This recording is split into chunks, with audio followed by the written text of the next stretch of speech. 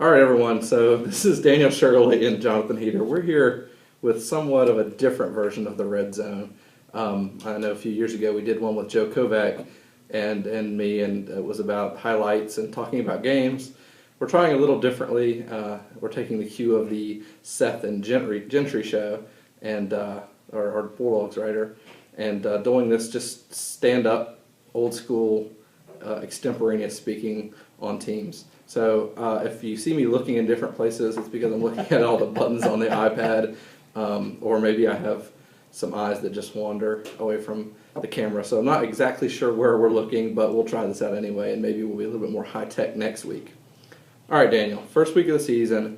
Well, I guess there was a week last week for about 3 teams because of the rain and storms, and so we didn't actually get to see any real football. At least I didn't, because I was in Washington County and it rained. My game was rained out. You saw more than I did. I was at Mountain Sales and they never got started. So. That's right. I feel like I'm looking at you in the screen that's facing us. So again, if I'm not looking at the screen, I'm looking at Daniel in the screen, because essentially we're looking at mirrors here. Anyway, the big game for us, I think, this first week is Northside and Flowery Branch. Teams played last year.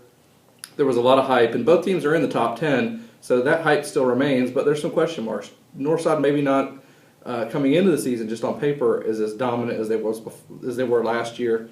They don't have Keyshawn Hill. They've got a new running back. Some of the key players on defense are different, but I don't think anyone expects anything less out of them. This is a team that year in and year out competes for state championships. Yeah, you would think so. It's a team that hasn't lost a regular season game since Kevin Kinsler took over as head coach, and that's 30. Well, and they won one the year before that, so it's 31 straight regular season games they've won. And I don't see any reason why that's going to slow down, even with all the talent they lost, that this team will continue to win and continue to roll. And they've got a formula in place that works, and there's no reason to think it's going to stop now. No, it's just it's staggering the amount of depth they have in the lower ages. I mean, they don't play really ever any sophomores and freshmen, and their sophomores and freshmen could be stars at other schools. But they don't need to play them. They don't need to play them until they come in juniors and seniors. Isn't it funny how you hear, and you talk to coaches as much as anybody, and you hear, I mean, how many coaches do you hear say, we've got a numbers problem, 85, 90? You never hear that at Northside. You never hear, oh, well, we don't have enough players, we don't have this. Now, you may have inexperience, and they do this year, but you never hear any problems with numbers, just pure players out there on the field. And they've built up something down there that's special. The system is certainly stocked. It's a well-stocked pond, if you will. Yes, it is. Speaking of numbers, a team that has faced some problems over the last few years in terms of just having kids coming out is Howard. Yeah. Now, they're a big news story this year because of Barney Hester, the longtime Tatnall coach, heading over there to coach a program that's lost 24 straight games. To add on to all of that, you have a legendary coach who's won more than just about, I think there are 5 guys ahead of him in the state in wins in history. He's won more than 300 games. He's playing his first game at a new school against the school that he grew up playing for, East Lawrence. What a heck of a storyline. Yeah, what a great story. And could they have gotten a better coach to try to turn that program around? It's remarkable.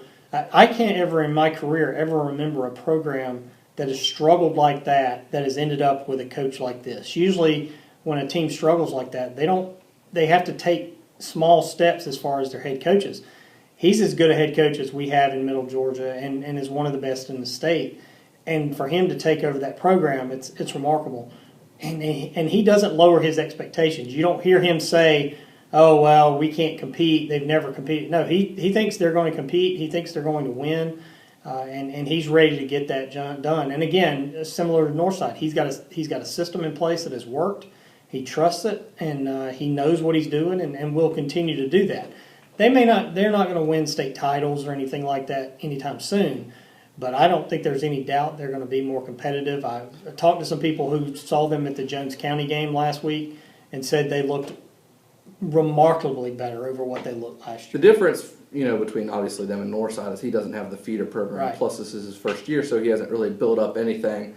Plus, there's the external support Northside receives from businesses, from fans in the community that he's trying to build here at Howard. And that's a huge step because teams in Bibb County have had problems over the last few years filling stadiums and receiving support. Even when Westside was ranked number 1, they weren't filling that stadium up. So those are some of the challenges ahead of him. And I don't think people understand how much the feeder system really means to a program. If you You're ask going to talk about Valdosta. no, but if you ask any high school coach, they will say the feeder system is really important. And I know that there has been some talk about the Bibb County teams starting up a 6th grade league for each school to try to help build up that feeder system as well. That's huge for these teams, and it's hard for a city that has as many schools as we do to have true feeder systems, because the kids, when they get in middle school, they split off to whichever high school they're going to. So that really does play a big part in these teams' success. The team that he knows pretty well is FPD. Now, they've had some renovations at their stadium after a tornado blew the press box off the foundation, which is a great thing for me because that press box is always a little dodgy climbing those stairs. I think that their expectations last year after winning a playoff game are the same now, that they not only want to make the playoffs, but they want to win some playoff games. And they'll have a heck of a test from George Walton on Friday night. That should be a really good game. And we go back to this program has taken steps forward ever since it joined the GHSA. And it's been a really good program. I know I just laugh at the talk that we heard 2 or 3 years ago when they were going to join the GHSA that they wouldn't be able to compete. And they have competed. Now they've won a playoff game. So you're right. I think the kids who are back got a taste of it and will want to push forward to do even better this year.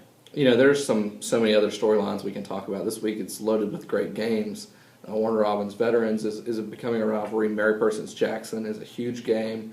Oh man, you had the Stratford with Mark Farber returning this week. Dodge County Dublin is a big rivalry. Hawkinsville Blakely is a big rivalry. I don't know if the battery power left in this iPad will let us talk about all those games. But is there another one that you think maybe is noteworthy? I love the Mary Persons Jackson game. I love those kind of games where it's one school per county and parents work together. Yeah, the parents work together and they know each other and may have some relatives on each team facing off against each other. That's what makes high school football so great in a state like ours. And that's one I haven't been to yet, but that's one of the ones I've wanted to go to. Obviously, I haven't been to Northside Warner Robins either, and that's the big one everyone knows in this area. But I think that Mary Persons Jackson game is probably the second best rivalry that we have that includes a middle Georgia team. Well, join us back next week where we'll talk a little bit more about what happened in week 1. We don't have that segment this week because nothing's happened.